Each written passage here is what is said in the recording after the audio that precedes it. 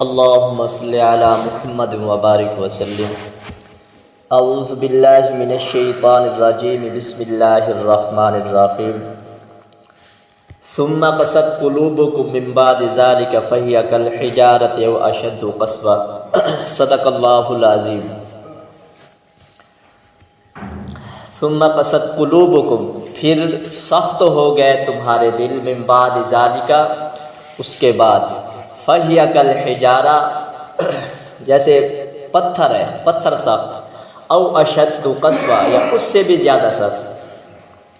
کل بتایا تھا کہ پتھر سے زیادہ سخت ہیرا ہوتا ہے، اور جتنی بھی چیزیں ہیں وہ گھس جاتی ہیں، لیکن ہیرا جو ہے وہ گھستا نہیں ہے. اگر اس کو توڑنا چاہے وہ ٹوٹ تو جاتا ہے لیکن گھستا نہیں ہے. اگر اسی طرح کوئی چیز بنی ہوئی ہوتی ہے ہیرے کی تو وہ بھی نہیں گھستی، صحیح سلامت رہتی ہے. تو علماء نے یہاں پہ مسائل لکھے ہیں کہ آدمی یہ سونا چاندی ہیرا اور لوہا تانبا پیتل وغیرہ اس کے زیورات استعمال کر سکتے ہیں یا نہیں کر سکتے. تو جیسے آدمی انگوٹھی پہنتا ہے تو آدمی کے لیے 4.5 ماشا سے کم چاندی کی انگوٹھی پہننا جائز ہے. 4.5 ماشا سے ہو، کم ہو، 4.25 ماشا ہو، یا 4.5 ماشا سے کم ہو، تو ہو بھی چاندی کی، وہ تو اس طرح کی انگوٹھی پہننا جائز ہے. اس کے علاوہ چاہے سونا ہے، ہیرا ہے، یا اور کوئی چیزیں ہیں، تانبا پیتل وغیرہ، تو مرد کے لیے دوسری چیزوں کی، دوسری دھاتوں کی انگوٹھی پہننا جائز نہیں ہے. ہاں البتہ آدمی کا دانت ٹوٹ جاتا ہے تو سونے کا دانت لگوا سکتا ہے، سونے چاندی کا، یا جو ہے ناک کٹ جاتا ہے تو سونے چاندی کا یا اور کسی چیز کا ناک بھی لگوا سکتا ہے. آپ صلی اللہ علیہ وسلم کے دور میں ایک صحابی، جنگ کے اندر ایک صحابی کا ناک کٹ گیا تھا تو اس نے چاندی کا لگوا لیا ناک. تو کچھ دن بعد وہ چاندی سے بو آنے لگی تو وہ آپ صلی اللہ علیہ وسلم کی خدمت میں حاضر ہوا اور فرمایا کہ ناک میرا کٹا تھا تو میں نے چاندی کا لگوا لیا ہے، تو اب اس کے اندر سے بو آنے لگی ہے، اب میں کیا کروں؟ تو آپ صلی اللہ علیہ وسلم نے فرمایا کہ سونے کا ناک لگوا لے. تھوڑا سا کٹ گیا تھا تو تھوڑا سا وہاں سونے کا اس نے ناک لگوا لیا. تو چاندی کے علاوہ، انگوٹھی کے علاوہ اور کسی قسم کی جو ہے، ہم گھڑی کا جو چین ہوتا ہے یا گلے کا چین ہوتا ہے، کسی قسم کے جو ہے مرد کو اجازت نہیں ہے چاندی، سونے چاندی کی وہ چیز بنوا کے پہنے، صرف چاندی کا پہن سکتا ہے.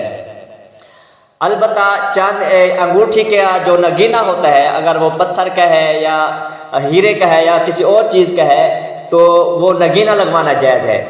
وہ بھی جو چاندی ہے، نیچے چاندی کا ہلکا ہے، اس کے وزن سے کم ہو.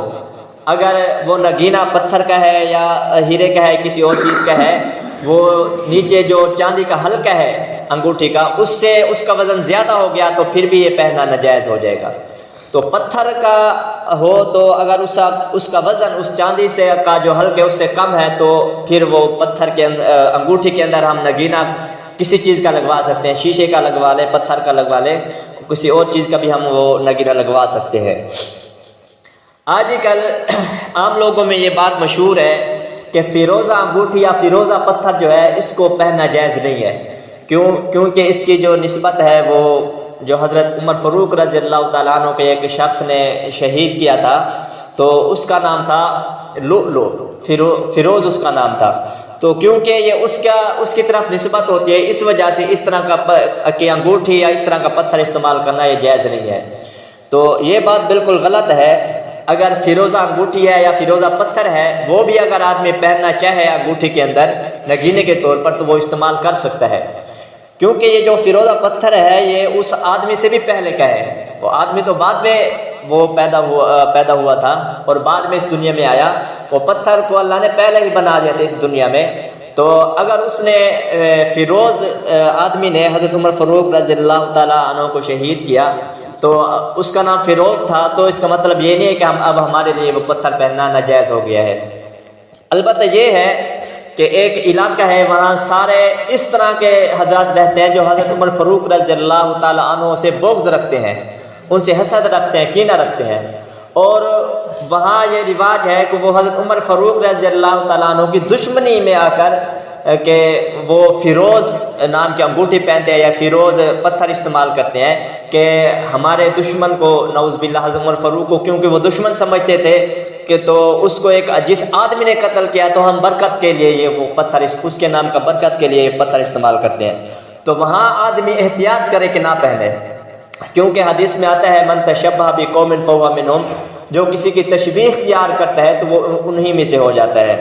تو اگر اس طرح کا علاقہ ہے وہاں بطور رسم، بطور حسد، بطور رواج وہ پتھر پہنا جاتا ہو کہ حضرت عمر فاروق کو جس نے شہید کیا تھا تو اس کا نام فیروز تھا، اس لیے ہم فیروز نام کا ہم پتھر پہنتے ہیں، تو وہاں پہننا جو ہے یہ آدمی نہ پہنے تو بہتر یہ ہے. اگر پہن لیتے ہیں تو اس سے گناہ نہیں ہوگا.